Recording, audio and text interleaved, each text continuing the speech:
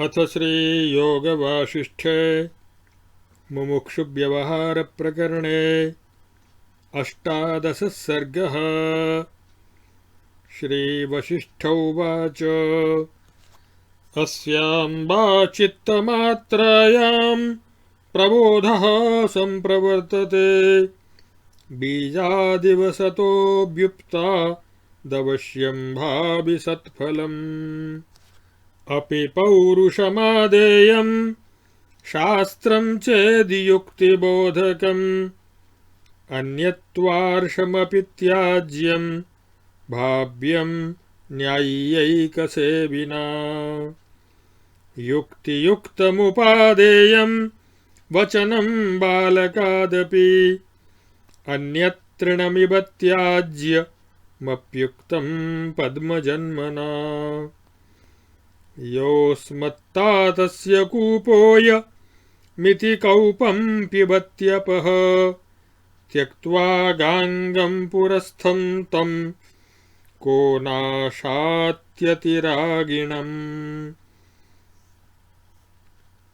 यथोषसि प्रवृत्तायामालोको वश्यमेष्यति अस्यां वा चित्तमात्रायां सुविवेकस्तथैष्यति श्रुतायां प्राज्ञवदनाद् बुद्ध्वान्तं स्वयमेव च शनैर्विचारेण बुद्धौ संस्कार आगते पूर्वं तावदुदेत्यन्तर्भृशं संस्कृतवाक्यता शुद्धयुक्ता लतेर्वोच्चैर्या सभास्थानभूषणम् परानागरतोदेति महत्त्वगुणशालिनी सा यया स्नेहमायान्ति राजानो अमरा अपि पूर्वापरज्ञः सर्वत्र नरो भवति बुद्धिमान् पदार्थानां यथा दीपहस्तो निशि सुलोचनः लोभमोहादयो दोषा स्थानवं यान्त्यलं शनैः धियो दिशः समासन्न शरदो मिहिका यथा केवलं समवेक्ष्यन्ते विवेकाध्यासनं धियः न किञ्चन फलं धत्ते स्वाभ्यासेन विना क्रिया मनः प्रसादमायाति शरदीव महत्सरः परं साम्यमुपादत्ते निर्मन्दर इवार्णवः निरस्तकालिमारत्न शिखेवास्ततमः पटा प्रतिज्वलत्यलं प्रज्ञा पदार्थः प्रविभागिनी दैन्यदारिद्र्यदोषाढ्या दृष्टयो दर्शितान्तरा न निकृन्तति मर्माणि ससम्नाहमिवेशवः हृदयं नावलुम्पन्ति भीमाः संश्रितिभीतयः पुरः स्थितमपि प्राज्ञं महोपलमिवेशवः कथं स्यादादिता जन्म कर्मणां दैवपुंस्त्वयोः इत्यादि संशयगणः शाम्यत्यह्नि यथा तमः सर्वदा सर्वभावेषु संशान्तिरुपजायते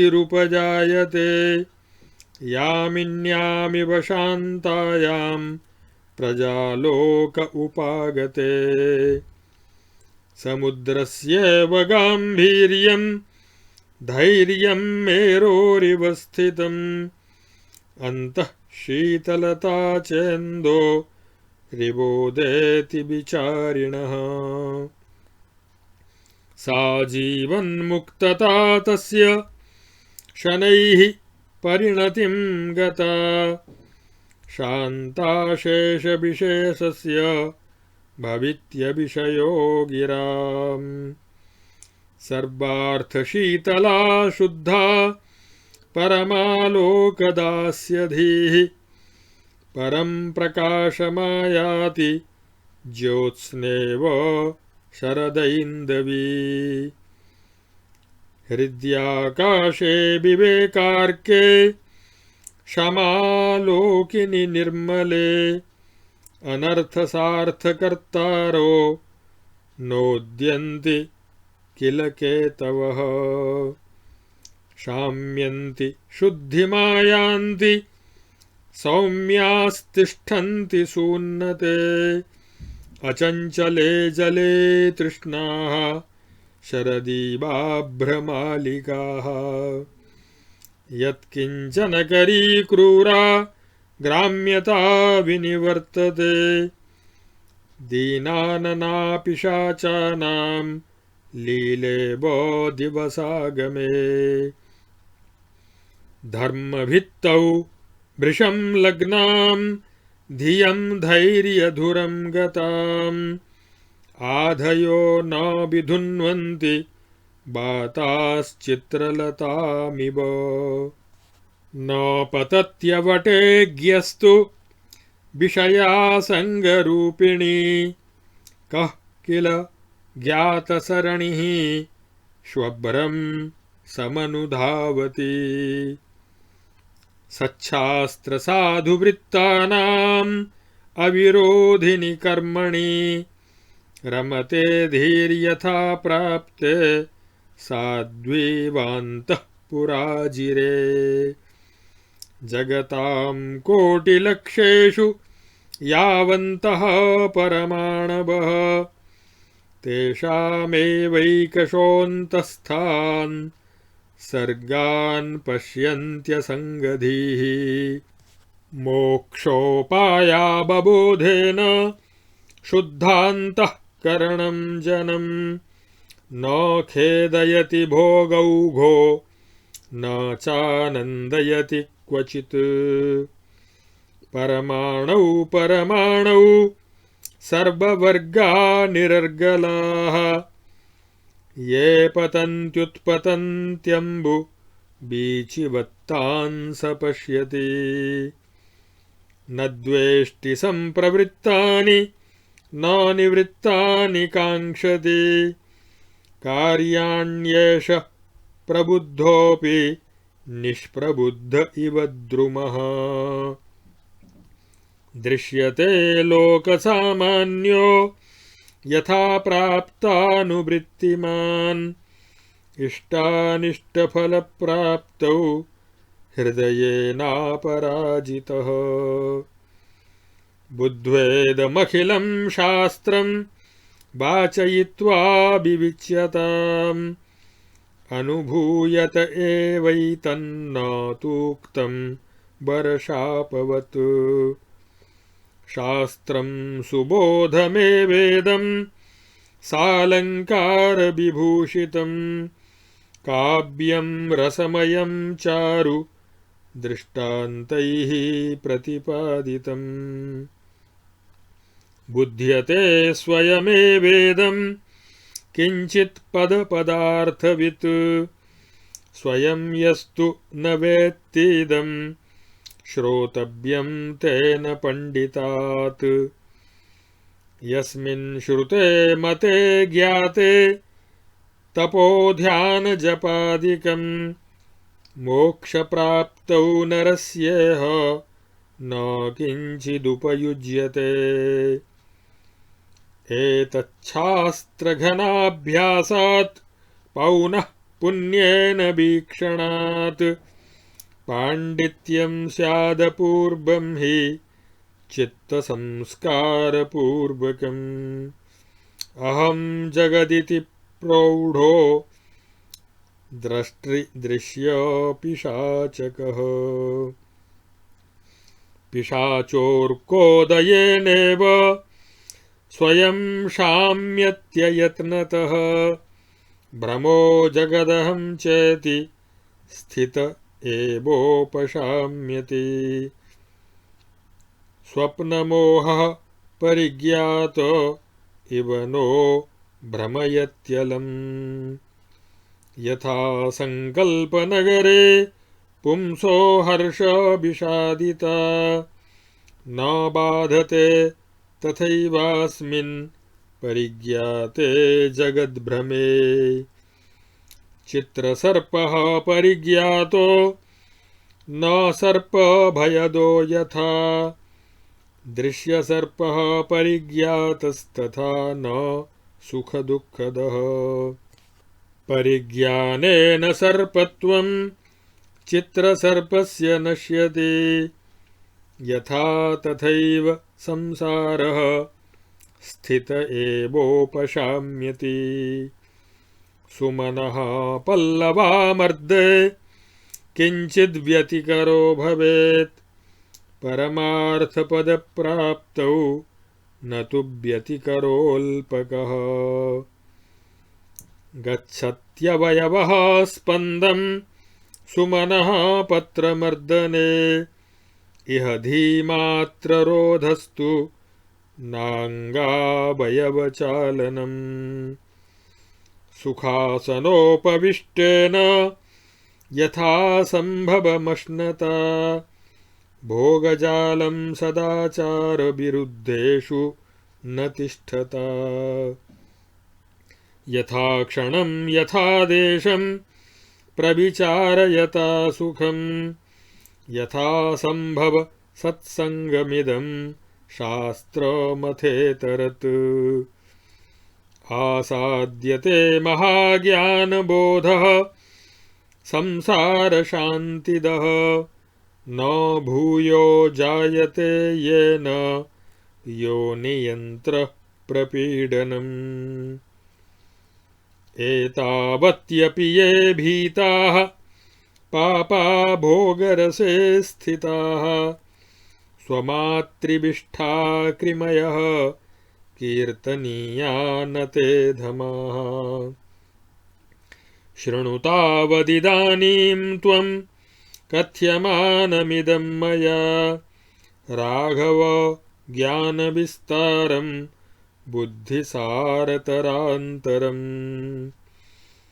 यथेदं श्रूयते चास्त्रं तामापातनिकां शृणु विचार्यते यथार्थोऽयं यथा च परिभाषया येनेहा ननुभूतेऽर्थे दृष्टेनार्थेन बोधनं बोधोपकारफलदं तं दृष्टान्तं विदुर्बुधाः दृष्टान्तेन विना राम नापूर्वार्थो बबुध्यते यथा दीपं विना रात्रौ भाण्डोपस्करणं गृहे यैर्यैः काकुत्स्थदृष्टान्तैस्त्वं मयेहा बबोध्यसे सर्वे सकारणास्ते हि प्राप्यन्तु सदकारणम् उपमानोपमेयानां कार्यकारणतोदिता वर्जयित्वा परं ब्रह्म सर्वेषामेव विद्यते ब्रह्मोपदेशे दृष्टान्तो यस्तवेह हि कथ्यते एकदेशसधर्मत्वं तत्रान्तः परिगृह्यते यो यो नामेह दृष्टान्तो ब्रह्मतत्त्वावबोधने दीयते स बोद्धव्यः स्वप्नजातो जगद्गतः एवं सति निराकारे ब्रह्मण्याकारवान् कथं दृष्टान्त इति नोद्यन्ति मूर्खवैकल्पिकोक्तयः अन्यासिद्धविरुद्धादि दृग्दृष्टान्तप्रदूषणैः स्वप्नोपमत्वाज्जगतः समुदेति न किंचन। अवस्तु पूर्वापरयोर्वर्तमाने विचारितम् यथा जाग्रत्तथा स्वप्नः सिद्धमाबालमागतम्। स्वप्नसङ्कल्पनाध्यान वरशापौषधादिभिः यथार्था इह दृष्टान्तास्तद्रूपत्वात् जगत्स्थितेः। मोक्षोपायकृता ग्रन्थकारेणान्येऽपि ये कृताः ग्रन्थास्तेष्वियमेवैका व्यवस्था बोध्यबोधने। स्वप्नाभत्वं च जगतः श्रुते शास्त्रे बबोध्यते शीघ्रं न पार्यते वक्तुं वाक्यलोक्रमवर्तिनी। स्वप्नसङ्कल्पनाध्यान नगराद्युपमं जगत् यतस्त एव दृष्टान्तास्तस्मात् सन्तीह नेतरे। अकारणे कारणता यद्बोधायोपमीयते न तत्र सर्वसाधर्म्यं सम्भवत्युपमाश्रमैः। उपमेयस्योपमानादेकांशेन सधर्मता अङ्गीकार्यावबोधाय धीमता निर्विवादिना। अर्थावलोकने दीपा दाभामात्रादृते किल न स्थानतैलवर्त्यादि किञ्चिदभ्युपयुज्यते। एकदेशसमर्थत्वाद् उपमेयावबोधनम् उपमानं करोत्यङ्ग दीपोऽर्थप्रभया यथा। दृष्टान्तस्यांशमात्रेण बोध्यबोधोदये सति उपादेयतया ग्राह्यो महावाक्यार्थनिश्चयः। न कुतार्किकतामेत्य नाशनीया प्रबुद्धता अनुभूत्यपलापान्तैरपवित्रैर्विकल्पितैः। विचारणादनुभवकारि वैरिणोऽप्यवाङ्मयम् त्वनुगतमस्मदादिषु स्त्रियोक्तमप्यपरमार्थवैदिकम् वचो वचः प्रलपनमेव नागमः। अस्माकमस्ति मतिरङ्गतयेति सर्व शास्त्रैकवाक्यकरणं फलितं यतो यः। प्रातीतिकार्थमपशास्त्रनिजाङ्गपुष्टात् संवेदनादितरदस्ति ततः प्रमाणम्।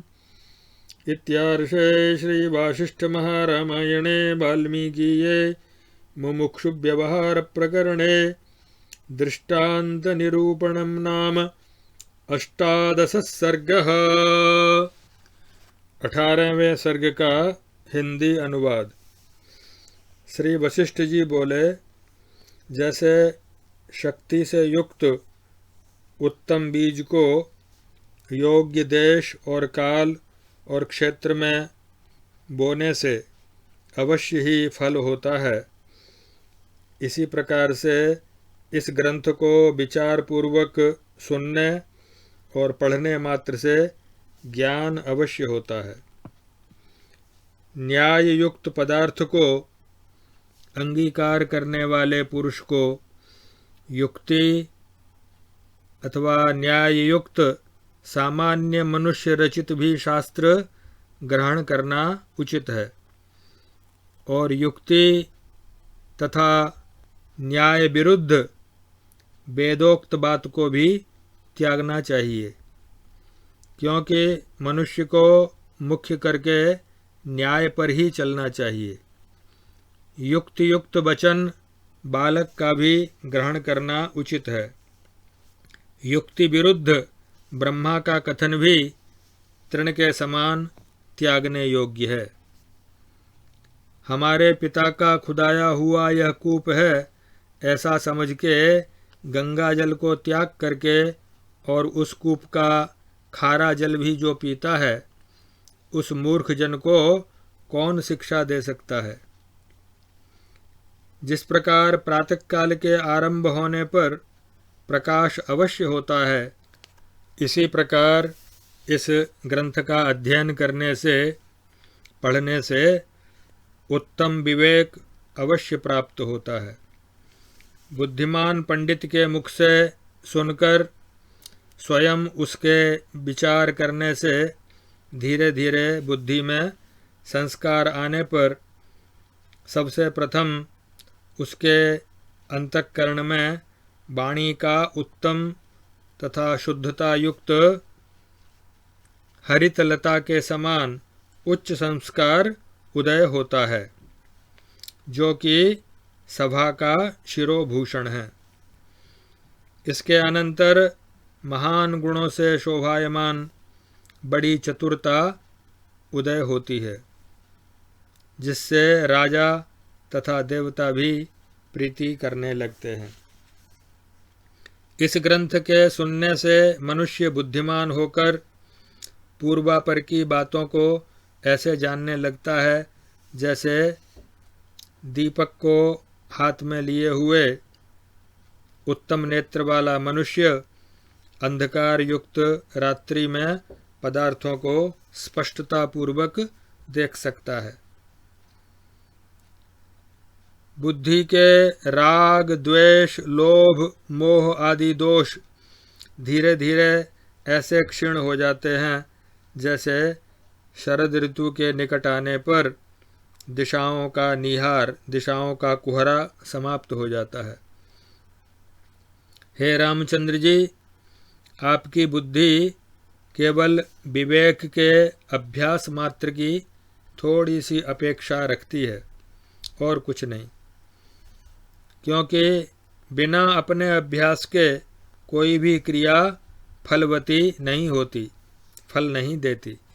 और इस ग्रंथ से शरत काल में महान तड़ाक के समान मन को प्रसन्नता प्राप्त होती है। जैसे शरत काल में तालाब निर्मल हो जाते हैं, ऐसे ही इस ग्रंथ के अभ्यास से मन प्रसन्न माने निर्मल हो जाता है और मंदराचल पर्वत के निकालने पर समुद्र के तुल्य मन में परम समता प्राप्त होती है और मोहरूपी कज्जल से शून्य रत्न के दीप की शिखा के समान समस्त अंधकार पटल को दूर करती हुई संपूर्ण पदार्थों का विवेक कराने वाली इस ग्रंथ के ज्ञाता की बुद्धि अत्यंत प्रज्वलित होती है और इसी से दीनता और दरिद्रता आदि से पूर्ण दृष्टि,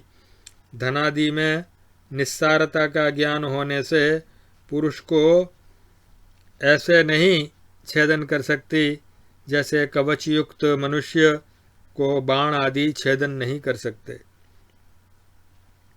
इस शास्त्र को जानने वाले बुद्धिमान पुरुष के हृदय को संसार के भयंकर भय ऐसे नहीं छेदन कर सकते जैसे महापाषाण को तीर छिन्न भिन्न नहीं कर सकते। संसार में जन्म प्रथम होने से पौरुष प्रधान है अथवा कर्म प्रथम होने से दैव प्रधान है इत्यादि संशय समूह ऐसे नष्ट हो जाते हैं जैसे दिन के आने पर अंधकार नष्ट हो जाता है, क्योंकि इस ग्रंथ के सुनने से दोनों ही कर्म तथा जन्म का मिथ्यात्व निश्चय हो जाता है। यद्यपि श्रुतियों की इस ग्रंथ से भी अधिक श्रेष्ठता है, तथापि उनमें गूढ़ाभिप्राय और संक्षेप होने के कारण साधारण पुरुष के लिए श्रुतियाँ उपयोगी नहीं हैं। अतः इस योग वासिष्ठ महारामायण ग्रंथ का आदर करना चाहिए। ज्ञान रूप प्रकाश प्राप्त होने पर सर्वदा सभी पदार्थों में शांति ऐसे प्राप्त होती है जैसे रात्रि के नष्ट होने पर सूर्य के प्रकाश से अंधकार का नाश हो जाता है। और हे रामचंद्र जी, इस ग्रंथ को विचारने वाले पुरुष को समुद्र के समान गंभीरता और मेरु के समान स्थिरता और धीरता और चंद्रमा के समान अंतःकरण में शीतलता प्राप्त होती है। इस प्रकार संपूर्ण भूमिकाओं के क्रम से संपूर्ण विशेषता के शांत होने पर उसको वह जीवन मुक्ति प्राप्त होती है जो वाणी का विषय नहीं है। इस ग्रंथ को विचारने वाली बुद्धि सब पदार्थों में शीतल तथा परमार्थ दर्शनकारिणी होने से परम प्रकाश को ऐसे प्राप्त होती है जैसे शरत काल में चंद्रमा की चांदनी। तथा हे राम जी, इस ग्रंथ के विचारने से पुरुष के हृदय में शम रूपी प्रकाश युक्त विवेक रूपी सूर्य के उदय होने पर अनेक अनर्थकारी काम क्रोध आदि धूमकेतुओं का उदय नहीं होता। शांत तथा उच्चतम स्वात्म पद में स्थिति होने के कारण तृष्णा रहित पुरुष ऐसे शांति और शुद्धता को प्राप्त होते हैं जैसे शरत काल में मेघों की माला। हे रामचंद्र जी, इस ग्रंथ के विचार करने से दूसरों से बैर आदि का कारण अश्लील तथा परुष कठोर वचन बोलना आदि ग्रामीणता ऐसे नष्ट हो जाती है जैसे दिन के आने पर दीन मुख करने वाली पिशाचों की लीला। बुद्धि के धर्म में एक रस होने से और धैर्य की पराकाष्ठा में प्राप्त होने से उसको मानसी व्यथा ऐसे कंपित नहीं कर सकती जैसे चित्रलिखित लता को वायु नहीं हिला सकती। विषयासक्ति से युक्त मोहरूपी गड्ढे में तत्ववेत्ता कभी नहीं गिरता, क्योंकि मार्ग जानने वाला कौन मनुष्य गड्ढे की ओर दौड़ता है। सत्शास्त्र के ज्ञान से साधु आचरण वाले पुरुषों की बुद्धि शास्त्र के अनुकूल कर्मों में ऐसे रमण करती है जैसे अंतःपुर में पतिव्रता स्त्री। लक्ष कोटि ब्रह्मांडों के जितने परमाणु हैं उनमें से एक एक में भी ब्रह्मज्ञानी असंग बुद्धि होकर के संपूर्ण ब्रह्मांडों को देखता है। मोक्षोपाय रूप इस ग्रंथ के बोध से शुद्धांतःकरण वाले जनों को भोगों का समूह कभी भी क्लेश नहीं देता और ना ही आनंद देता है। इस ग्रंथ को विचार करने वाला पुरुष प्रत्येक परमाणु परमाणु में असंकीर्ण अनेक सृष्टियों के समूहों के आविर्भाव और तिरोभाव को जल में तरंगों के समान देखता है। न तो वह अनिष्ट वस्तुओं से द्वेष करता है और न इष्ट से प्रीति करता है। कार्य तथा फलादि के स्वरूपों का ज्ञाता होने पर भी अनभिज्ञ वृक्ष के समान रहता है। यथा प्राप्त वस्तु में संतुष्ट, इष्ट और अनिष्ट फल की प्राप्ति में हृदय से एक रूप, संसार में सामान्य मनुष्यों के समान ही दिखाई पड़ता है। इस संपूर्ण ग्रंथ को पढ़कर और जानकर प्रत्येक श्लोक के तात्पर्य का विवेचन करना चाहिए। यह केवल कथन मात्र नहीं है, किंतु ब्रह्मादि के शाप अथवा आशीर्वाद के समान अनुभूत होता है। यह शास्त्र उत्तम ज्ञान देने वाला तथा माधुर्य और उपमा आदि शब्द और अर्थालंकार से भूषित उत्तम दृष्टांतों से युक्त रसमय काव्य है। अल्प पद पदार्थों का ज्ञाता भी पुरुष इस शास्त्र को स्वयं जान सकता है। जो स्वयं नहीं जान सकता उसको ब्रह्मनिष्ठ पंडित से श्रवण करना चाहिए। इस ग्रंथ के श्रवण, विचार तथा बोध होने पर मनुष्य के तप, ध्यान और जपादिक मोक्ष प्राप्ति में कुछ उपकार नहीं करते, क्योंकि इनके फलों का इस ग्रंथ के श्रवणादि में ही अंतर्भाव है। इस शास्त्र के दृढ़ अभ्यास होने पर और बार बार अवलोकन करने से चित्त के उत्तम संस्कार के साथ अपूर्व पांडित्य उत्पन्न होता है। मैं तथा यह जगत, यह दृष्टा और दृश्य रूप पिशाच जो अविद्या रूप रात्रि में प्रबल हो रहा है, वह ज्ञान रूपी सूर्य के उदय होने से बिना परिश्रम अपने आप शांत हो जाता है। अहम और जगत, यह भ्रम ऐसे शांत हो जाता है जैसे स्वप्न का मोह ज्ञान होने के अनंतर दुखदायी नहीं होता। इसी प्रकार जगत मिथ्या रूप से ज्ञात होने पर पुनः भ्रम उत्पन्न नहीं कर सकता। जिस प्रकार संकल्प के नगर में हर्ष अथवा विषाद पुरुष को बाधा नहीं देते, इसी प्रकार इस जगत भ्रम का यथार्थ ज्ञान होने से बाधा नहीं होती। जैसे चित्र लिखित सर्प जाना हुआ सर्प का भय नहीं देता, इसी प्रकार जगत रूपी सर्प जाना हुआ सुख अथवा दुख का कारण नहीं होता। यह सर्प चित्र में लिखा है, ऐसा ज्ञान होने से ही चित्र सर्प का सर्पत्व जैसे नष्ट हो जाता है, ऐसे ही यह संसार यथार्थ रूप से जाना हुआ अधिष्ठान रूप से परिशेष रहने पर अपने रूप से स्थित ही शांत हो जाता है। पुष्प अथवा पत्रों के मर्दन में तो कुछ परिश्रम भी होता है, परंतु ज्ञान प्राप्त होने के अनंतर संसार के नाश पूर्वक परम पद की प्राप्ति में कुछ भी परिश्रम नहीं होता। पुष्प और पत्रों के मर्दन में अंग हिलाना पड़ता है, परंतु ज्ञान की प्राप्ति में तो केवल वृत्तियों का निरोध ही करना पड़ता है, न कि अंगों का संचालन।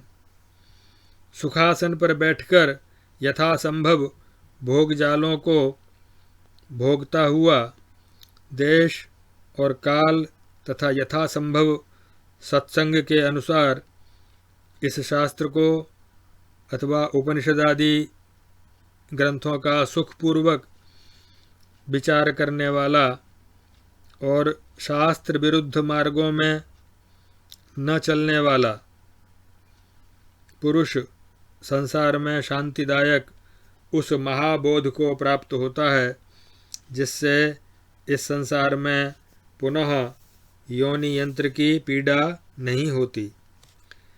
इस जन्म की पीड़ा से भी जो लोग भय नहीं करते, अर्थात जन्म पीड़ा निवारक इस शास्त्र का श्रवण आदि नहीं करते, वे विषय रस भोग लंपट पापी अपनी माता के विष्ठा के कृमि हैं। उनका नाम भी नहीं लेना चाहिए, क्योंकि वे आत्मघाती हैं। हे रामचंद्र जी, आप इस समय मेरा कहा हुआ बुद्धिग्राह्य सारतर पदार्थों की सीमा और ज्ञान के विस्तार करने वाले इस शास्त्र को श्रवण कीजिए। हे राम जी, जिस प्रकार यह शास्त्र सुना जाता है और जिस प्रकार इसकी परिभाषा और दृष्टांत आदि से यथार्थ रूप से इसको विचारा जाता है, उसका उपाय सुनिए। जिस समान धर्म वाले दृढ़ अर्थ से अज्ञात व अनुभूत पदार्थ का बोध कराया जाता है और वह बोध के उपकारी फल का देने वाला हो, उसको पंडित जन दृष्टांत कहते हैं। हे रामचंद्र जी, दृष्टांत के बिना अपूर्व पदार्थ का ज्ञान ऐसे नहीं होता जैसे रात्रि में दीपक के बिना गृह के भांड बर्तन आदि पदार्थ नहीं दिख पड़ते। हे काकुस्थ राम जी, जिन दृष्टांतों से मैं आपको बोध कराऊंगा वे सब कारण से उत्पन्न कार्य रूप हैं और कारण रहित सत परमात्मा को प्राप्त करा देते हैं। पहले जो पौरुष की प्रधानता का वर्णन किया था वह ज्ञान के प्रतिबंधक अविद्याजनित राग और असंभावना आदि दोषों को दूर करके पुरुष के अपराध के निरासार्थ हैं। अविद्या के निवृत्त होने पर ज्ञान अथवा मोक्ष की प्राप्ति में कुछ भी परिश्रम नहीं है। पुष्पादि के मसलने में अंग चलायमान होता है, परंतु यहाँ तो बुद्धि भी नहीं चलानी पड़ती, फिर शरीर को चलाने की तो बात ही क्या है। परब्रह्म से व्यतिरिक्त उपमान और उपमेय सब पदार्थों का कार्य कारण धर्मों से सादृश्य है। ब्रह्म के उपदेश में जो तुमको मैं यहाँ पर दृष्टांत कहता हूँ, वहाँ पर एक देश में सादृश्य ग्रहण करके प्रस्तुत वस्तु का निर्णय किया जाता है। ब्रह्म तत्व का बोध कराने के लिए जो जो दृष्टांत यहाँ पर दिए जाते हैं, उन सब को स्वप्न के पदार्थों के समान जगत के अंतर्गत मिथ्या ही जानना चाहिए, क्योंकि सच्चिदानंद ब्रह्म तत्व एक ही है, उसके सदृश द्वितीय अप्रसिद्ध है। इस प्रकार अंगीकार करने से निराकार ब्रह्म में साकार दृष्टांत कैसे संभव हो सकते हैं इत्यादि विकल्प से उत्पन्न मूर्खों के कथन नहीं उठ सकते और अन्य असिद्ध तथा विरुद्ध आदि दोषदर्शी नैयायिकों के दृष्टांत के दूषणों से कुछ भी नहीं बिगड़ता, क्योंकि उनके दूषण भी जगत के अंतर्गत होने से स्वप्न के पदार्थ के समान मिथ्या हैं। जो अवस्तु है वह उत्पत्ति और विनाश के पूर्व और उत्तर काल में जैसे अभावग्रस्त है, वैसे ही विचार करने से वर्तमान में भी मिथ्या ही है। इसलिए जागृत और स्वप्न के पदार्थ समान हैं और स्वप्न के पदार्थों का मिथ्यात्व तो बालकों में भी प्रसिद्ध है। जैसे स्वप्न के संकल्प, ध्यान, बर, शाप और औषध आदि से कार्य कदाचित सिद्ध होता है, इसी प्रकार जागृत में जगत की स्थिति होने से यहाँ स्वप्न दृष्टांत यथार्थ है। श्रीमद् वाल्मीकि मुनि विरचित यह मोक्षोपाय ग्रंथ तथा अन्य ग्रंथ हैं, उनमें ब्रह्म तत्व के बोधन दृष्टांतों की यही एक व्यवस्था है। यह जगत स्वप्न के तुल्य है। यह वार्ता शास्त्र के श्रवण करने से ही विदित होती है, क्योंकि वाणी क्रम से अपना कार्य करती है। इसलिए शीघ्र बोध कोई नहीं करा सकता। इससे यह बात सिद्ध हुई कि शास्त्र श्रवण में जिनको आलस्य है उनको जगत में सत्य का भ्रम होता है। स्वप्न के संकल्प, ध्यान और नगर आदि के तुल्य यह जगत है, इसलिए वे ही दृष्टांत हैं और कोई नहीं। अपरिणामी परब्रह्म में जो परिणामी सुवर्ण कुंडल आदि की उपमा दी जाती है कि वहाँ पर उपमा प्रयुक्त अनेक परिश्रम करने पर भी सर्वांश में सादृश्य नहीं मिल सकता। विवाद रहित बुद्धिमान पुरुष को बोध के लिए उपमान और उपमेय का एक अंश में साधर्म्य अवश्य अंगीकार करना चाहिए। मिथ्याभूत मृत्तिका, सुवर्ण आदि उपादान कारण है इत्यादि दृष्टांतों से सद्ब्रह्म का बोध कराया जाता है। जिस प्रकार विचार आदि से विवेक ग्राहक ज्ञान उत्पन्न होता है, यह कहा जाता है, इस प्रकार ज्ञान से ब्रह्म उत्पन्न होता है, यह नहीं कह सकते। जैसे रज्जु में सर्प मिथ्या है, ऐसे ही ब्रह्म में जगत मिथ्या है। इस दृष्टांत से यह नहीं समझना चाहिए कि ब्रह्म के समान रज्जु भी सत्य है, किंतु ब्रह्म अंश में दृष्टांत मात्र है। नैयायिकों का कथन है कि दृष्टांत, हेतु और व्याप्ति आदि के मिथ्या होने से व्याप्यत्वा सिद्धि, स्वरूपा सिद्धि आदि तथा मिथ्याभूत हेतुओं से सत्यत्व साधन में विरुद्धत्वादि हेत्वाभास प्रयोजक दोष आ सकते हैं। ब्रह्म द्वैत सहित है अथवा अद्वितीय। यदि द्वैत सहित है तो वेदांत का अद्वैत सिद्धांत समाप्त हुआ, और यदि ब्रह्म अद्वैत है तो गुरु शास्त्रादि के मिथ्या होने से ज्ञान नहीं हो सकता, इत्यादि विकल्प जनित कथन हैं। संसार में भी यह मणिदीप के समान है। इस दृष्टांत में पदार्थों के देखने में केवल प्रकाश मात्र में सादृश्य है। स्थान, बत्ती और तैल आदि का कुछ भी उपयोग नहीं है। एक अंश में सादृश्य होने से उपमान उपमेय का बोध करा देता है। जैसे मणिर्दीप इव, मणि दीप के समान है। इस दृष्टांत में उपमान दीप प्रभा प्रकाश मात्र में सादृश्य होने से उपमेय मणि का बोध करा देता है। दृष्टांत के अंश मात्र द्वारा बोध्य पदार्थ के बोध होने पर महावाक्यों का अर्थ उपादेय रूप से ग्रहण करना चाहिए।